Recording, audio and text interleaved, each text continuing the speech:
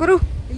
ಗೋಶಾಲೆಯಲ್ಲಿ ನಿನ್ಗೇನೋ ಕೆಲಸ ಅಂದರೆ ಅಬ್ಬಾ ಏನು ಆಟಿಟ್ಯೂಡ್, ಹೋಗೆ ಮತ್ತೆ ನಿನ್ಗೇನು ಕೆಲಸ ಇಲ್ಲಿ ಅಂತ ಬೈದಂಗಿತ್ತು ಗುರು ರಿಯಾಕ್ಷನ್. ಹಾಯ್ ಯೂನಿವರ್ಸ್, ಇದು ಉಡುಪಿ ಲಾಗ್ನ ಪಾರ್ಟ್ 2 ಲಾಸ್ಟ್ ಅಪ್ಲೋಡ್ ಮಾಡಿರೋ ವಿಡಿಯೋ ಡೇನ ಕಂಟಿನ್ಯೂ ಮಾಡ್ತಾ ಇದ್ದೀನಿ. ಪ್ರತಿ ದಿನ ರಾತ್ರಿ ನಾವು ಕುಡಿಯೋ ಹಸುವಿನ ಹಾಲು ಅಮೃತ ಆದ್ರೆ ಅದನ್ನ ಕೊಡೋ ಗೋಮಾತೆ ಅಮ್ಮನ ತರಾನೆ. ನಾವಿವಾಗ ಇರೋದು ಉಡುಪಿಯ ನೀಲಾವರ ಗೋಶಾಲೆಯಲ್ಲಿ.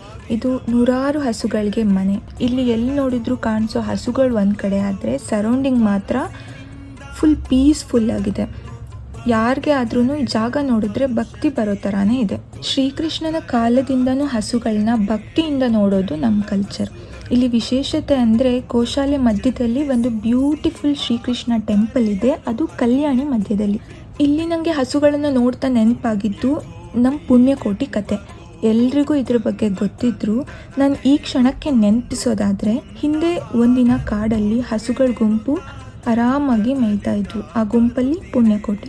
ಹೆಸರಿಗೆ ತಕ್ಕಂತೆ ಪ್ರಾಮಾಣಿಕತೆ, ಸತ್ಯ, ಕೈಂಡ್ನೆಸ್ ಇಂದಾನೇ ಫೇಮಸ್ ಆಗಿರ್ತಾಳೆ. ಹಾಗೆ ಪುಣ್ಯಕೋಟಿ ಒಂದಿನ ಮೇವು ಹುಡ್ಕೊಂಡು ಕಾಡಲ್ಲಿ ಸ್ವಲ್ಪ ಮುಂದೆ ಹೋದಾಗ ಅರ್ಬುದ ಅನ್ನೋ ಹುಲಿ ಹತ್ರ ಸಿಕ್ಕಾಕೊಳ್ತಾಳೆ. ಹುಲಿ ತುಂಬ ಹಸ್ತಿರೋದ್ರಿಂದ ನಾನು ಈಗಲೇ ನಿನ್ನನ್ನು ತಿನ್ಬಿಡ್ತೀನಿ ಅಂತ ಗರ್ಜಿಸೋಕೆ ಶುರು ಮಾಡಿತು.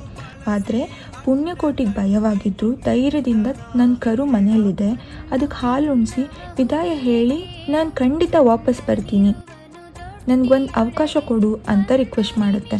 ಹುಲಿ ಹೇಳುತ್ತೆ, ನೀನು ಹೋದರೆ ಮತ್ತೆ ಬರ್ತೀಯಾ ಅಂತ ಹೇಗೆ ನಂಬಬೇಕು, ವಂಚನೆ ಮಾಡಲ್ವಾ ನೀನು ನನಗೆ ಅಂತ. ಆದರೆ ಪುಣ್ಯಕೋಟಿ ಧ್ವನಿಯಲ್ಲಿ ಭಯ ಇರಲಿಲ್ಲ, ಬರೀ ಸತ್ಯ ಮಾತ್ರ ಕಾಣಿಸ್ತಾ ಇತ್ತು. ಹುಲಿ ಹೇಳುತ್ತೆ, ಸರಿ ಹೋಗು, ಆದರೆ ವಾಪಸ್ ಬರಲೇಬೇಕು ಅಂತ. ಪುಣ್ಯಕೋಟಿ ಮನೆಗೆ ಹೋಗಿ ತನ್ನ ಕರುವನ್ನು ನೋಡ್ತಾಳೆ. ಹಾಗೆ ಬೇರೆ ಹಸುಗಳು ತಡೆಯೋದಕ್ಕೆ ಪ್ರಯತ್ನ ಪಟ್ಟರು. ಪುಣ್ಯಕೋಟಿ, ನಾನು ಮಾತು ಕೊಟ್ಟಿದ್ದೀನಿ, ನಾನು ವಾಪಸ್ ಹೋಗಲೇಬೇಕು ಅಂತಾಳೆ. ತಾಯಿ ಮನಸ್ಸು ಕರುನ ಬಿಟ್ಟು ಬರೋದಕ್ಕೆ ಕಷ್ಟ ಆದ್ರೂ ಧೈರ್ಯದಿಂದ ಮತ್ತೆ ಹುಲಿ ಹತ್ರ ಬಂದು ನಿಲ್ತಾಳೆ.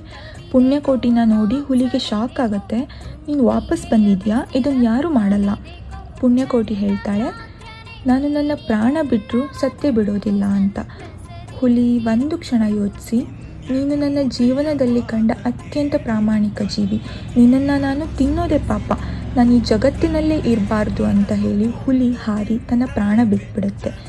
ಎಷ್ಟು ಸಾರಿ ಕೇಳಿದ್ರು ಮತ್ತೆ ಕೇಳಬೇಕು ಅನ್ನೋ ಪುಣ್ಯಕೋಟಿ ಕತೆ ಎಂದಿಗೂ ಅಳಿಯೋದಿಲ್ಲ.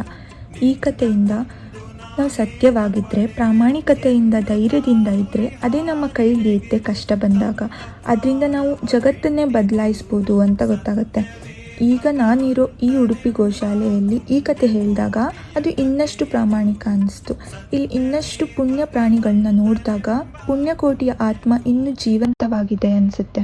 ಗೋಶಾಲೆಯಿಂದ ಮನೆ ಕಡೆ ಹೊರಡುವಾಗ ಇನ್ನೊಂದು ಪ್ಲೇಸ್ಗೂ ಹೋಗಿದ್ದೆ. ಇದು ಉಡುಪಿಯ ಬ್ರಹ್ಮಾವರ ಹತ್ರ ಇರೋ ಬಾರ್ಕೂರಿನ ಕತ್ತಲೆ ಬಸದಿ.